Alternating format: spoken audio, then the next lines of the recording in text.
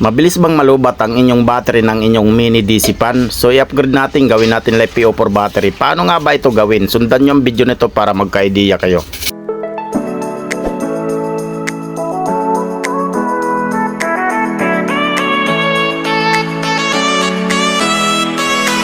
Okay, welcome back mga master. Mayroon sa atin nag-order ng DIY battery 6 volts 6CH. Ayan, 2 piraso po ito para sa kanilang mini DC fan. Taga Mindanao po yung may-ari nito mga master. At 32700 yung gamit natin battery. Ang brand niya LD Green battery, Pro rated brand new cells. At ito yung kanyang BMS. Dalawa po ito mga master. Tag-isa po sila ng BMS. Ayan, ito po ay 20 ampere 2S. So umpisa na natin magbuo mga master. Ganito lang ang tamang pag-build nito.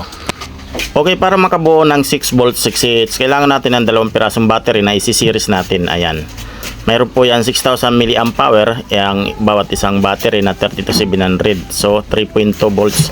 So pag sineries siya ay 6 volt. Ayan, lagyan natin ng fiberglass tape para maganda at saka battery holder. Ganun din itong isa mga master. Lagyan natin ng battery holder. Ayan, at saka fiberglass tape. Ayan, para solid na solid mga master. Ayan, parehas na sila mayroon mga master. Ayan, may fiberglass tip na, may battery holder pa. Ayan. So pagkatapos mga master, itong kanyang tabbing wire. Magupit lang tayo ng tabbing wire. Ayan. So ang sukat ng ating tabbing wire ay 34.5 mm. Ayan, napakapal na yan mga master. At lagyan natin ng washer para hindi gumalaw yung tabbing wire. At syempre lagyan na natin ng nut at saka tornilyo. Ayan. So higpitan lang natin maayos at para hindi siya mag-lose connection. Ito naman yung kanyang tabbing wire para sa negative at para din sa positive. Ayan, tupin natin ng konti para hindi mahaba. Okay, ganun din ang gagawin natin sa isa mga master. Ayan, ilagay natin yung tabbing wire na pinutol natin at higpitan natin yung kanyang tornilyo or nut. Ayan, ganun din sa isa na to, ang kabila. Ayan, higpitan natin maayos para wala talagang loose connection. At ganoon din dito mga master, lagyan natin ng washer at saka tabbing wire, nut at saka tornilyo. Higpitan din natin. Ayan, dapat mahigpit na mahigpit para walang loose connection. Ayan. So pagkatapos, gupitan natin ulit ng panibagong tabbing wire para naman sa kabila, positive at negative niya. Ayan, lagyan natin ng tornilyo. Ayan, higpitan din. Ayan, ganoon lang kasimple mga master.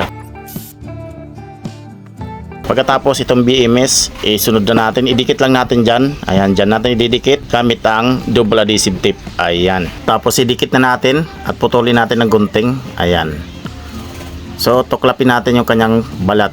Ayan, tapos idikit na natin mga master. Ayan, dikit na dikit yan mga master, hindi na matatanggal yan. At ganoon din sa isa, lagyan natin ng double adhesive tape at tuklapin natin yung kanyang balat. At syempre dikit din natin. Ayan, ganyan lang kasimple. Ayan o, mayroon ng BMS. So wiring na lang ang kulang. Pa-wiring na natin kagad to mga master. So ayan, dikitan muna natin ng lead. Ayan, lagyan din natin dito sa kabila. Ayan, at saka sa kabila. Syempre ito din isa, lagyan din natin.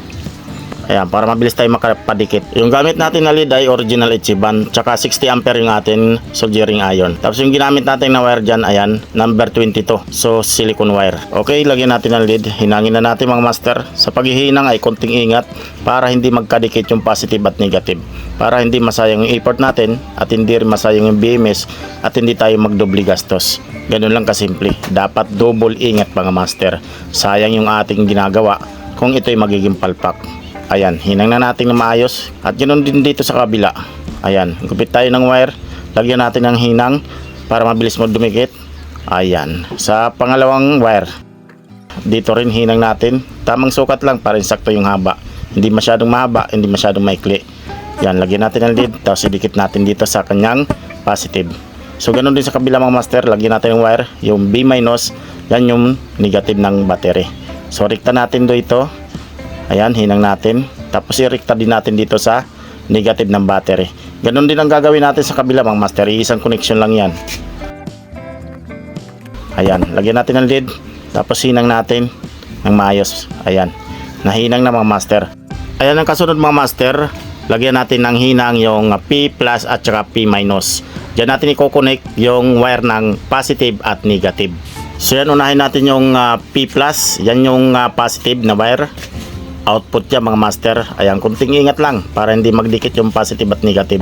Dapat dahan-dahan lang. So sunod natin yung wire na ito na black. Yan din yung kanyang negative output. Ayan. So hinang lang ang konti, dahan-dahan lang. At syempre putulin natin, pantay lang natin, huwag masyadong mahaba, sayang yung wire. Ganun din ang gagawin natin dito sa kabila mga master. Isang connection lang yan. Kung ano ang connection doon, ganun din ang connection dito mga master. Kailangan laging tandaan kung ano ang mga ginagawa natin. Dapat hindi tayo malito, kunting ingat para hindi madisgrasya. Sayang yung effort natin mga master. Yan, ganun din ang gagawin natin, putol tayo ng wire. Tapos lagyan natin ng lead. Ayan, tapos sinang na natin. Okay, pagkatapos yung kasunod, yung pangalawang wire naman uli. Putol tayo ng wire.